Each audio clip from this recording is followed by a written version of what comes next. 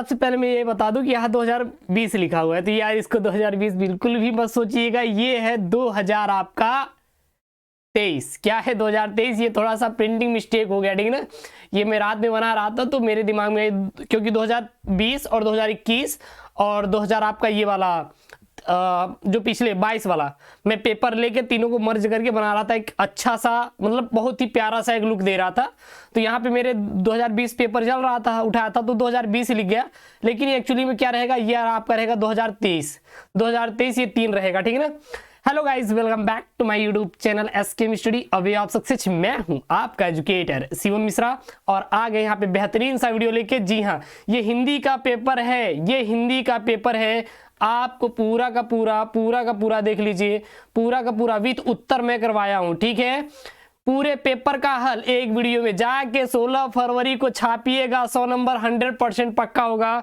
एक लाइक कर दीजिए, चैनल को यार सब्सक्राइब कर दीजिए और वीडियो को दबा के अपने दोस्तों के साथ शेयर कर दीजिए। बता दीजिए कि आ गया SKM स्टडी यार तैयारी करवाने के लिए, यूपी बोर्ड की तैयारी करवाने के लिए बेहतरीन तरीके से SKM स्टडी यूट्यूब चैनल आ गया है। और पता होगा कि जो वीडियोस रहती हैं वो उनकी जो PDF रहता है वो मैं टेलीग्राम चैनल SKM स्टडी पे भेज देता हूं। जाइए SKM स्टडी टेलीग्राम को यार ज्वाइन कीजिए, अभी किस बात की देरी है, आपको परेशान नहीं होना है। जाइए SKM स्टडी टेलीग्राम को ज्वाइन कीजिए, link in the description box. Telegram का लिंक कहाँ मिलेगा, टेलीग्राम का लिंक डिस्क्रिप्शन बॉक्स के अंदर मिलेगा, तो जाके SKM स्टडी टेलीग्राम को आप लोग ज्वाइन करिएगा, ठीक ना। आपको 3 घंटे 15 मिनट का टाइम दिया जाएगा। 100 नंबर का क्या रहने वाला है, पूर्णांक रहने वाला है। 100 नंबर का क्या रहने वाला है, पूर्णांक रहने वाला है। प्रारंभ के 15 मिनट जो मिलेंगे आपको प्रश्न पत्र पढ़ने के लिए निर्धारित रहेंगे। 15 मिनट क्या मिलेंगे आपको प्रश्न पत्र पढ़ने के लिए, क्या रहेगा, निर्धारित रहेगा। संपूर्ण भाग आपको 2 खंडों में विभाजित रहेगा, खंड क और खंड ख। खंड क भी आपका 50 अंकों का रहेगा और खंड ख भी 50 अंकों का रहेगा। लाडलो कितने अंकों का रहेगा, 50 अंकों का। जाके 16 फरवरी को छापिएगा, ठीक है ना। हम लोग पहले खंड क से शुरुआत करेंगे। इसका PDF कहाँ पे मिलेगा, आपका एक क्वायरीज रजिस्टर PDF मिल जाए तो मजा आ जाए वीडियो देखने के बाद। बिल्कुल मिलेगा SKM स्टडी टेलीग्राम पे, वेरीफाई है। 50,000 से ज्यादा बच्चे फ्री में नोट्स डाउनलोड कर पा रहे हैं SKM स्टडी टेलीग्राम से। वीडियो को देखिए, नोट्स पढ़िए, आपका काम खत्म। इतने में याद हो जाएगा। आपको बहुत ज्यादा दिमाग नहीं लगाना है, बहुत ज्यादा परेशान नहीं होना है, आप उतना ही पढ़िए जितने में आपका काम हो जाए, ठीक है। वासुदेव अग्रवाल द्वारा लिखित कृति कौन सी है भाई साहब, पुनर्नवा, पृथ्वी पुत्र, आलोक पर्व या धरती के फूल। तो आपको बताना है वासुदेव अग्रवाल द्वारा लिखित कृति का नाम, तो वो है पृथ्वी पुत्र किसकी है, बता दीजिए फटाफट। पृथ्वी पुत्र किसकी है, आपको बता देना है। जो पृथ्वी पुत्र है यह वासुदेव अग्रवाल की कृति है। वासुदेव अग्रवाल की कृति कौन सी है, पृथ्वी पुत्र है, याद रखिएगा। मैं थोड़ा सा देख लेता हूं, अगर कुछ क्वेश्चन मिल जाए अगर करवाने के लिए तो मजा आ जाए, ठीक ना। 2020 का JDH है ना, में भी अगर मिल जाए तो, JDS तो नहीं है यार, यहाँ पे तो है, तो JD 67 है। जस्ट सेकेंड में आपको मिल जाए तो मजा आ जाए, आपको करवा देता हूँ ताकि आपको कोई परेशानी ना हो और आप पूरा का पूरा करके आइए। 20 हो गया, 20 22 हो गया, 22 और 22। जस्ट सेकेंड, आपसे माफी चाहेंगे, थोड़ा सा बस मुझे टाइम दे दीजिए। JDH हाँ यहाँ पे है, देखिए पुनर्नवा है, ठीक है। चलिए ठीक। नीचे आइए, यहाँ पे है प्रोफेसर जी सुंदर रेड्डी लेखक है। प्रोफेसर जी सुंदर रेड्डी किसके लेखक है, नोट कर लीजिए। प्रोफेसर जी सुंदर रेड्डी किसके, पूरा 2020 वाला ये पेपर का सेट है, ठीक ना। इसको मैं सॉल्व करवा रहा हूँ, कितने का है देख लीजिए। 2020 का पेपर का सेट है, 2023 में आपके पेपर आ सकता है यहाँ पे, इसलिए आप तैयार करके जाइएगा। यहाँ पे है सदाचार की ताबीज, साहित्य का श्रेय और प्रेय, मेरे विचार मंथन। तो ये है साहित्य का श्रेय और प्रेय। साहित्य का श्रेय और प्रेय किसका है, तो आपको सीधा बता देना है कि सर ये है प्रोफेसर जी सुंदर रेड्डी का है। नीचे आ जाइए, यहाँ पे अगला है यशपालकृत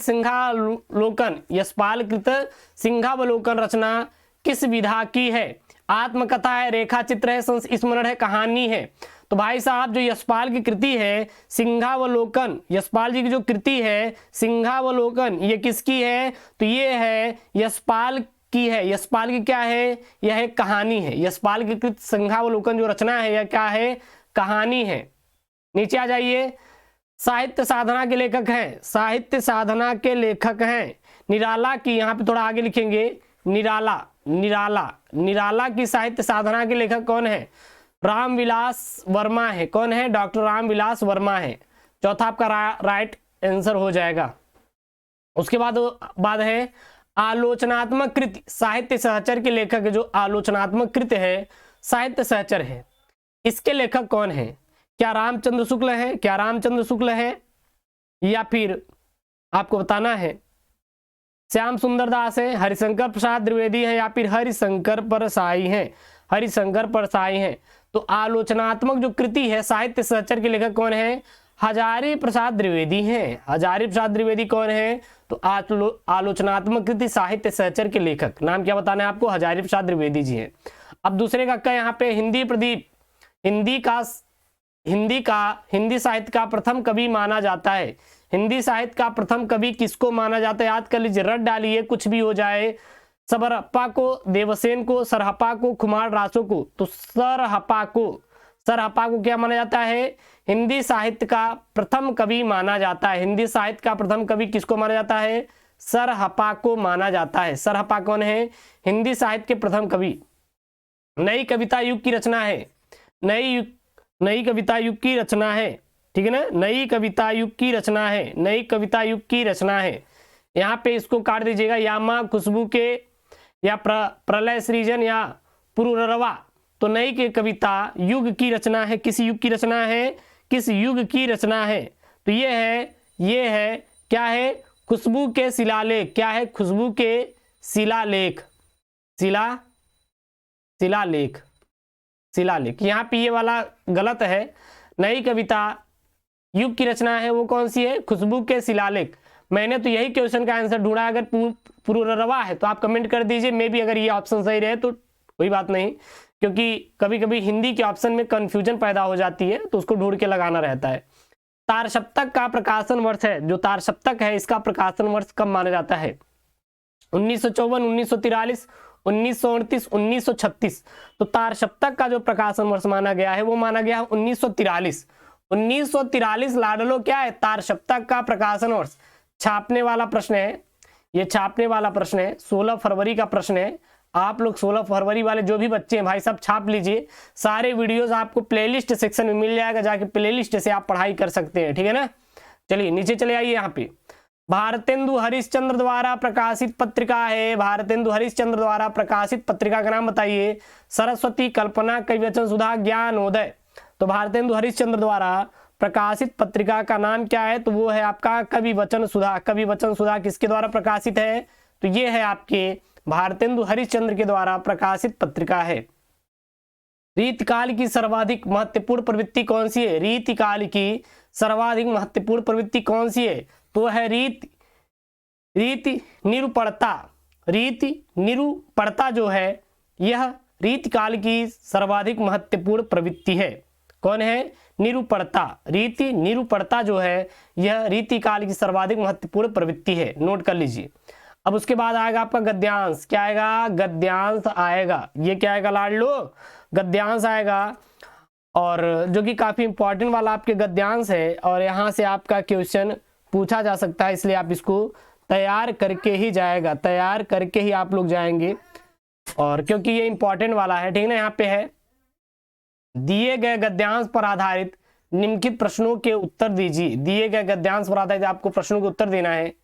कई महीने के बाद आए थे, सुबह चाय पीकर अखबार देख रहा था, वे तूफान की तरह कमरे में घुसे और साइक्लोन की तरह मुझे अपनी भुजाओं में जकड़ा, और मुझे धृतराष्ट्र ने भुजाओं में जकड़े भीम के पुतले की याद आ गई। यह धृतराष्ट्र की जगड़ थी। अंधे धृतराष्ट्र ने टटोलते हुए पूछा, कहाँ है भीम? आ बेटा, तुझे कलेजे से लगा लेता हूं। और जब भीम का पुतला उनकी जकड़ में आ गया तो उन्होंने प्राणघाती स्नेह से उसे जकड़कर चूर कर दिया। अब यहाँ से आपके 5 प्रकार के प्रश्न पूछे जाएंगे।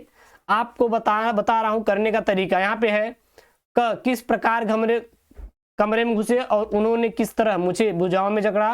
तो तूफान की तरह कमरे में घुसे, अर्थात उन्होंने तीव्र गति से कमरे में प्रवेश किया और साइक्लोन की तरह मुझे अपने भुजाओं में जकड़ा और उसकी पकड़ से बाहर निकल पाने में लेखक असमर्थ रहा। फिर यहाँ पे है, मुझे किसके पुतले की याद आ गई, मुझे भीम के पुतले की याद आ गई। कब याद आई, जब लेखक के मित्र ने, जो लेखक के मित्र थे, मित्र मतलब फ्रेंड ने उसे कसकर अपने भुजाओं में क्या किया, जकड़ लिया, तब भीम के पुतले की याद आ गई, किसको, लेखक को। उसके बाद है यहाँ पे, रेखांकित अंश की व्याख्या कीजिए। कहां से कहां तक लाडलो रेखांकित अंश की व्याख्या करना है। वे तूफान की तरह कमरे में घुसे, साइक्लोन की तरह अपनी भुजाओं में जकड़ लिया, और तभी मुझे धृतराष्ट्र के पुतले की याद आ गई। तो इसमें क्या लिखेंगे, इसमें आप लिखेंगे रेखांकित अंश में, लेखक से मिलने उसका मित्र क उसके घर आता है, जिसकी तुलना वह धृतराष्ट्र से करते हुए कहते हैं कि मेरा मित्र तूफान की तरह तीव्र गति से मेरे कमरे में घुसा और साइक्लोन यानी कि चक्रवात की तरह मुझे अपनी भुजाओं में जकड़ा। उसके जकड़ने से लेखक धृतराष्ट्र की भुजाओं में जकड़े हुए भीम के पुतले की याद आ गई। और लेखक स्पष्ट कहना चाहता है या करना चाहता है कि कुछ लोग ईर्ष्या द्वेष की भावना रखते हुए निंदा करते हैं, और जब कभी उन्हें मौका मिलता है तो वह बाहरी रूप से स्नेह दिखाते हुए निंदा करना आरंभ कर देते हैं। उसके बाद है यहाँ पे, धृतराष्ट्र ने भीम के पुतले के साथ क्या किया, तो उसे प्राणघाती स्नेह से जकड़कर चूर कर दिया। इस प्रकार धृतराष्ट्र ने भीम के पुतले को नष्ट कर दिया। दिए गए गद्यांश का पाठ और शीर्षक का नाम लिखना है। दिए गए गद्यांश पाठ है निंदारस और लेखक है हरिशंकर परसाई।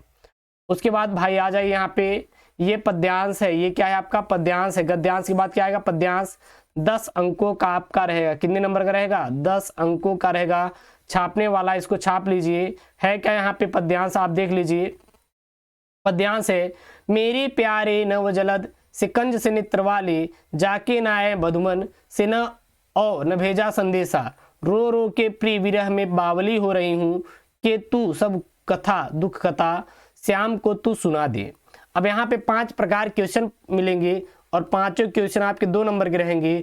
तो टोटल कितना नंबर हो गया आपका, 10 नंबर हो गया।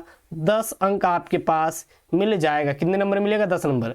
सबसे पहला यहाँ पे है, राधा किसके द्वारा कृष्ण को संदेश भिजवाती है, तो राधा पवन दूतिका के द्वारा कृष्ण को संदेश भिजवाती हैं। राधा किसके द्वारा कृष्ण को संदेश भिजवाती हैं, राधा पवन दूतिका के द्वारा कृष्ण को संदेश भिजवाती हैं। कृष्ण का सौंदर्य कैसा है, उल्लेख कीजिए। कृष्ण का सौंदर्य कैसा है आपको उल्लेख करना है। तो आपको बताना है, कृष्ण आकाश में छाए नवीन मेघों के समान रूप वाले हैं, और उसके नेत्र कमल के समान हैं। और उसके नेत्र किसके समान है, कमल के समान है। रेखांकित अंश की व्याख्या कीजिए, कहां से कहां तक है। मेरे प्यारे नवजलद कंज से नेत्र वाले, जाके आए न बधुवन से न भेजा और संदेशा। इसका क्या हो जाएगा, यहाँ पे राधिका पवन दूतिका से अपने विरह व्यथा का वर्णन करते हुए कहती हैं कि नए मेघों जैसी शोभा से युक्त और कमल के समान नेत्र वाले मेरे प्रिय श्री कृष्ण मथुरा चले गए और अभी तक वापस नहीं आए, और न ही उन्होंने वहां से मेरे लिए कोई भी संदेशा भिजवाया। फिर राधा की मनोदशा का वर्णन कीजिए। राधा श्री कृष्ण के विरह में रो रो कर पागल हो रही है। उपयुक्त पद्यांश का शीर्षक और कवि का आपको नाम लिखना है। तो क्या लिखेंगे, प्रस्तुत पद महाकवि अयोध्या सिंह उपाध्याय द्वारा रचित प्रिय प्रवास से हमारी पाठ्य पुस्तक की पद्य भाग में संकलित पवन दूतिका शीर्षक से काव्यांश क्या है, उद्घृत है। उसके बाद नीचे आ जाएंगे, आपका जीवन परिचय आएगा। लाडलो कितना आएगा, जीवन परिचय आएगा। कितने नंबर का आएगा, 5 नंबर का आपका जीवन परिचय आएगा। कितने नंबर का आएगा, 5 नंबर का आपका जीवन परिचय आएगा। पहला कन्हैयालाल मिश्र प्रभाकर, हजारी प्रसाद द्विवेदी, हरिशंकर परसाई। तो यहाँ पे आपको हजारी प्रसाद द्विवेदी का याद करना है। किसका याद करना है, हजारी प्रसाद द्विवेदी का याद करना है। लेकिन मैंने यहाँ पे किसका लिया है, कन्हैयालाल मिश्र प्रभाकर का लिया है। लेकिन मे भी इसका शायद सिलेबस निकल गया है, तो मैंने यहाँ पे बस 2020 का था, तो इसलिए मैंने इनका दे दिया। उसके बाद नीचे आ जाएंगे, तो कवि का है। कवि का हम यहाँ पे देख लेंगे, क्योंकि कवि का इंपॉर्टेंट है। रामधारी सिंह दिनकर का जीवन परिचय 5 नंबर का आएगा। चलिए देख लेंगे इनका। तो हम लोग मेजर लाइन देखेंगे। ये कौन है, ये भाई साहब रामधारी सिंह दिनकर का साहित्यिक परिचय एवं इनकी प्रमुख कृतियां। तो नाम रामधारी सिंह दिनकर, जन्म 1908 ईस्वी, जन्म स्थान सिमरिया, जिला मुंगेर बिहार। जिला मुंगेर बिहार में क्या हुआ था, इनका जन्म हुआ था। याद कर लीजिए, क्या हुआ था, इनका जन्म हुआ था। पिता का नाम श्री रची सिंह। माता का नाम श्रीमती मनरूप देवी। माता का नाम क्या था? श्रीमती मनरूप देवी था। शिक्षा, प्रारंभिक शिक्षा सिमरिया की पाठशाला में मैट्रिक और मुकामा घाट स्थित रेलवे स्कूल से बीए पटना कॉलेज से किए थे। इनकी प्रमुख कृतियां क्या क्या थी? काव्य रचनाएं जैसे रेणुका, रसवंती, हुंकार, कुरुक्षेत्र, रश्मिरथी, उर्वशी, परशुराम की प्रतीक्षा, नीति कुसुम, चक्रवाल, श्यामधेनु, सीपी शंख और हारे को हरिनाम आदि गद्य रचना, संस्कृत के 4 अध्याय इत्यादि इनकी क्या है? कृतियां हैं। इनकी उपलब्धि क्या क्या क्या है? तो राज्यसभा सदस्य एवं केंद्र सरकार के गृह विभाग के सलाहकार, उर्वशी महाकाव्य पर ज्ञानपीठ पुरस्कार इनको मिला था और संस्कृत के 4 अध्याय के लिए साहित्यिक अकादमी पुरस्कार एवं भारत सरकार द्वारा पद्म विभूषण सम्मान से भी इनको सम्मानित किया गया था। इनकी मृत्यु कब हुई थी? 1974 ईस्वी में हुई थी। उसके बाद भाई साहब यहाँ पे आएगा पंचलाइट बहादुर कहानी का सारांश का वर्णन कीजिए, या फिर आप ध्रुव यात्रा लाठी कहानी का आपको क्या लिखना है? उद्देश्य लिखना है। अधिकतम शब्द सीमा आपके 80 शब्दों में लिखना रहेगा। कितने ने लिखना है? 80 शब्दों में आपको लिखना रहेगा। तो यहाँ पे मैं किसका लेकर आया हूँ? तो यहाँ पे लेके आया हूँ मैं ध्रुव यात्रा कहानी का उद्देश्य। तो क्या लिखेंगे? ध्रुव यात्रा हिंदी के सुप्रसिद्ध कहानीकार जैनेन्द्र कुमार द्वारा लिखित एक मनोवैज्ञानिक और मार्मिक कहानी है। कहानीकार ने इस कहानी में मानवीय संवेदना को मनोवैज्ञानिक तथा दार्शनिक दृष्टिकोण में समन्वित करके एक नवीन विचारधारा को जन्म दिया है। प्रस्तुत कहानी में जैनेन्द्र जी ने बताया है कि प्रेम एक पवित्र बंधन है और विवाह सामाजिक क्या है? बंधन है। क्लियर है? प्रेम की भावना व्यक्ति को लक्ष्य तक पहुंचाने में सहायता करती है और प्रेम में पवित्रता होती है और विवाह में स्वार्थता। प्रेम की पवित्रता को आदर्शवाद की कसौटी पर कसना ही कहानी का प्रतिपाद्य रहा है। अपने प्रतिपाद्य को प्रकट करने में कहानीकार ने पूर्ण सफलता मिली। कहानीकार के अनुसार व्यक्तिक सुखों की अपेक्षा सार्वभौमिक और अलौकिक उपलब्धि अधिक श्रेष्ठ है। ध्रुव यात्रा कहानी एक उद्देश्य प्रधान कहानी है और इस कहानी का मूल उद्देश्य प्रेम की विवेचना एवं वचनबद्धता के पालन के महत्व को प्रतिष्ठित करना है। इसके साथ ही लेखक बताना चाहता है कि मनुष्य को महत्वाकांक्षाओं के पीछे पागल होकर नहीं दौड़ना चाहिए और प्रेम संबंधों की मानसिक जटिलताओं और महत्वाकांक्षाओं का मनोवैज्ञानिक चित्रण भी इस कहानी का महत्वपूर्ण क्या है? उद्देश्य है। क्लियर है? उसके बाद आपका क्या आएगा? खंड काव्य आएगा। खंड काव्य कितने नंबर का आएगा? आपका 5 नंबर का आएगा और 80 शब्द सीमा में आपको इसका उत्तर देना रहेगा। त्यागपति, जो त्यागपथी खंड काव्य है, इसको लिखने के लिए कथावस्तु या फिर त्यागपथी खंड काव्य के आधार पर हर्षवर्धन का चित्रण कीजिए। श्रवण कुमार वाला आ जाएगा, या फिर आपका आएगा रश्मिरथी वाला आएगा, या फिर आपका आएगा मुक्ति यज्ञ वाला आएगा, या फिर आएगा सत्य की जीत और आलोक वृत्त। ठीक है ना? इसको अपने जिले के अकॉर्डिंग जो परीक्षार्थी हैं वो स्वयं करेंगे। तो इसमें मैंने पूरा का पूरा आपका 50 अंकों वाला आपका करवाया है। 50 अंकों मतलब गद्यांश, पद्यांश, बहुविकल्पी। उसके बाद मैंने यहाँ पे कथावस्तु मतलब जो यहाँ पे लिखने वाला खंड काव्य, उसके बाद ध्रुव यात्रा कहानी का सारांश हो गया, लेखक का जीवन परिचय, कवि का जीवन परिचय।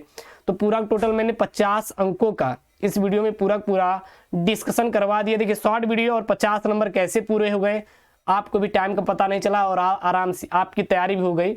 और नेक्स्ट वीडियो में मैं क्या करूँगा, इस खंड का ख को कवर करने वाला हूँ। देखिए ये जो खंड ख है आपका 50 अंकों का, ये मैं अभी नेक्स्ट वीडियो में अपलोड करवा दूंगा, तो वहाँ पे आपको मिल जाएगा, क्योंकि अभी इसको मैं सॉल्व कर रहा हूँ। जैसे सॉल्व हो जाएगा इसका मैं नेक्स्ट जो वीडियो अपलोड होने वाली वहाँ पे इसका पूरा फुल सोल्यूशन मिलने वाला है। तो इसके बाद आपको यही मिलेगा वीडियो। ठीक है ना? मैं भी हो सकता है तो मैं या फिर आपका पत्र लेखन या फिर एक निबंध लेखन मैं डालने वाला हूँ, उसको आप लोग जरूर पढ़िएगा क्योंकि बहुत ही इंपॉर्टेंट है। ठीक है ना? और चाहिए आराम से यार, बोर्ड की तैयारी कीजिए, टेंशन मत लीजिएगा। हिंदी में 33 नंबर पास मार्क का चाहिए, 100 में 33 लेगा पास हो जाएंगे। जो मैं वीडियो पढ़ा रहा हूँ बार बार देखेंगे तो कम से कम आप 95+ नंबर ला लेंगे, क्योंकि हर एक वीडियो में आपका पूरा इंपॉर्टेंट टॉपिक खत्म होता है। इसलिए यार वीडियो को पूरा देखेंगे, जितनी वीडियो आएंगी सारे वीडियो को आपको वॉच करना है। ठीक है ना? और यार प्लीज यार अब चैनल को यार सब्सक्राइब कर दो और यार वीडियो को लाइक कर दीजिए। और इसका पीडीएफ मैं टेलीग्राम पे डलवा दूंगा, चिंता मत करिएगा। ठीक है ना? मिलते हैं नेक्स्ट वीडियो में, तब तक के लिए जय हिंद।